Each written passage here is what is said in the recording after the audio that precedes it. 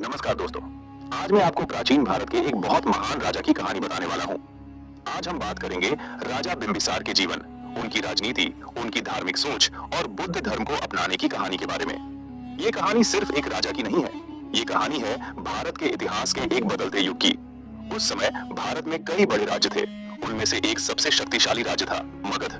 मगध राज्य अपनी सेना, धन और राजनीति के लिए बहुत मशहूर था और इसी मगध राज्य पर शासन करते थे राजा बिंबिसार। राजा बिंबिसार का जन्म लगभग 558 ईसा पूर्व के आसपास माना जाता है। वह हर्यंक वंश के राजा थे। बहुत छोटी उम्र में ही वह गद्दी पर बैठ गए थे। कहा जाता है कि सिर्फ 15 साल की उम्र में ही उन्होंने राज्य संभाल लिया था।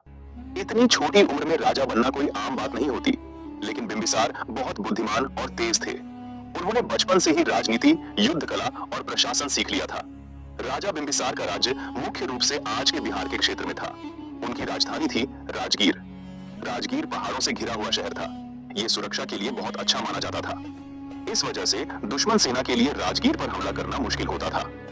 राजा बिंबिसार सिर्फ योद्धा ही नहीं थे, वो एक महान राजनीति के ज्ञानी भी थे। उन्होंने शादियों के माध्यम से अपना राज्य मजबूत किया। उस समय शादी भी एक राजनीतिक हथियार होती थी। उन्होंने अलग अलग राज्यों की राजकुमारियों से शादी की। इससे उनको दोस्ती और सुरक्षा दोनों मिली। राजा बिंबिसार ने मगध को एक महाशक्ति बनाने की कोशिश की। उन्होंने सेना को मजबूत बनाया, उन्होंने व्यापार को बढ़ावा दिया, उन्होंने शहरों का विकास किया। उनके राज में सड़कें बनी, व्यापार बढ़ा, लोगों की जिंदगी सुधरी। अब हम बात करते हैं उनके जीवन के सबसे महत्वपूर्ण हिस्से की, उनका धर्म और आध्यात्मिक जीवन। उस समय भारत में कई नए धार्मिक विचार आ रहे थे। इसी दौरान एक महान व्यक्ति का जन्म हुआ, गौतम बुद्ध। बुद्ध ने दुनिया को शांति और मध्यम मार्ग का ज्ञान दिया। उन्होंने सिखाया कि दुख का कारण इच्छा होती है और दुख से मुक्ति मिल सकती है। राजा बिंबिसार बुद्ध के ज्ञान से बहुत प्रभावित हुए। कहा जाता है जब बुद्ध पहली बार मगध आए तब राजा बिंबिसार ने उनसे मुलाकात की। उन्होंने बुद्ध का प्रवचन सुना और वहीं से उनकी जिंदगी बदल गई। राजा बिंबिसार ने बुद्ध और उनके भिक्षु संघ को सहायता दी। उन्होंने विहारों के लिए भूमि दी, उन्होंने भोजन और सुरक्षा दी। इससे बुद्ध धर्म को फैलने में बहुत मदद मिली। इसी समय एक और बड़े धार्मिक गुरु भी थे, महावीरा। महावीर जैन धर्म के 24th तीर्थंकर थे। राजा बिंबिसार महावीर का भी सम्मान करते थे। इससे पता चलता है कि वो सभी धर्मों का सम्मान करते थे। राजा बिंबिसार एक व्यवहारिक राजा थे।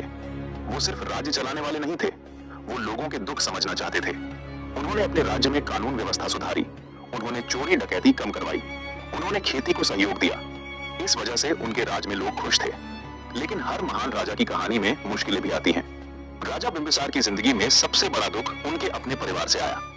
उनके बेटे का नाम था अजातशत्रु। अजातशत्रु शुरू में अपने पिता से प्यार करता था, लेकिन बाद में राजगद्दी की लालच बढ़ गई। कहा जाता है कि कुछ बुरे लोगों ने उसको भड़का दिया और उसने अपने ही पिता के खिलाफ साजिश रची। इतिहास के कुछ ग्रंथों के अनुसार अजातशत्रु ने राजा बिंबिसार को जेल में डाल दिया। ये इतिहास का बहुत दुख भरा पल था। एक बेटा अपने पिता को कैद कर देता है। कुछ कहानियों में लिखा है कि राजा बिंबिसार ने जेल में ही अपनी जिंदगी का अंतिम समय बिताया। कहा जाता है उन्होंने अंत तक बुद्ध को याद किया।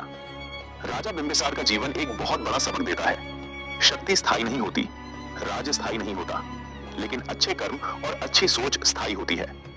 राजा बिंबिसार ने हमें सिखाया, एक राजा को सिर्फ शक्तिशाली नहीं होना चाहिए, उसे दयालु भी होना चाहिए, उसे धर्म का सम्मान करना चाहिए, उसे लोगों की परवाह करनी चाहिए।